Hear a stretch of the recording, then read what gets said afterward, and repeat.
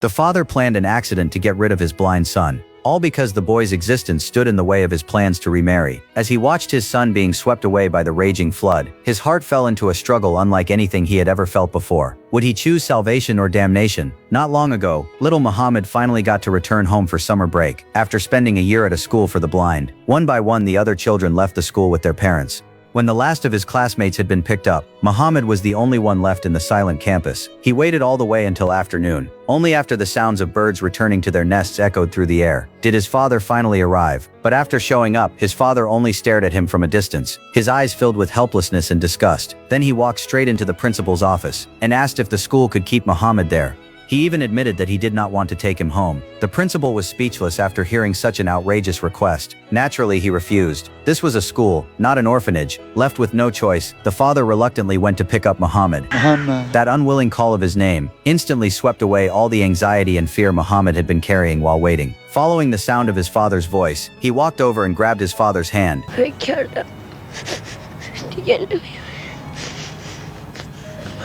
On the ride home, Muhammad was overjoyed. The breeze flowed through the car window and brushed against his hair. He stretched his hand outside the window to feel the mountain wind glide across his fingertips. Excitedly, he asked his father if it was morning yet. He asked if they were almost home. "Dad, what's by the road? Is that a forest? And what's farther ahead?" He had endless questions. His father answered with impatient, half-hearted replies. Maybe it was a blessing that Muhammad could not see the disgust on his father's face. Walking along the country road back home, Muhammad excitedly pulled free from his father's hand and sprinted across the fields. His father had no choice but to hurry after him, guiding him left and right along the path. At that moment, he almost looked like a real father. The journey home was long. The father and son crossed streams and climbed over mountain after mountain.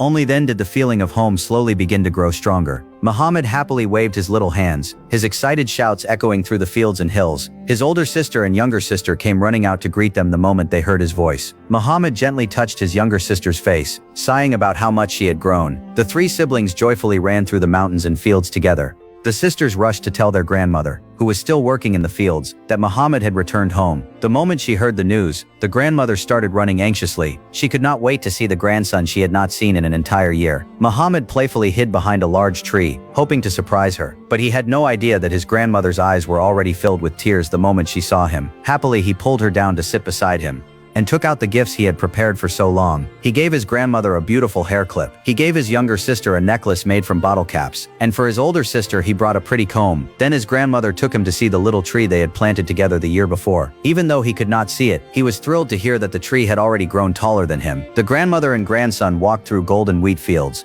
Muhammad used his hands to feel every inch of the soft wheat stalks. He counted the grains growing on each head of wheat. This was the scene he had spent an entire year longing for. Meanwhile, his father, the moment he got home, could not wait to trim his beard. After cleaning himself up, he hurried off to see the woman he loved. What he failed to notice was that the shattered mirror reflected a face slowly becoming twisted and ugly. Not long ago, the father had met a widow from a neighboring village. The two had fallen for each other and decided to start a new family together. Today, he hurried over to deliver the engagement gifts. The woman's family was very pleased with him. They seemed even more eager for the wedding than he was. And so, what to do with Muhammad became a thorn buried deep in his heart. He did not want his future wife to know that he had a blind son. That night, they brought up the idea to his mother of finding some way to settle Muhammad. His words sounded as if he were worried about his son's future, but his mother immediately saw through his true intentions.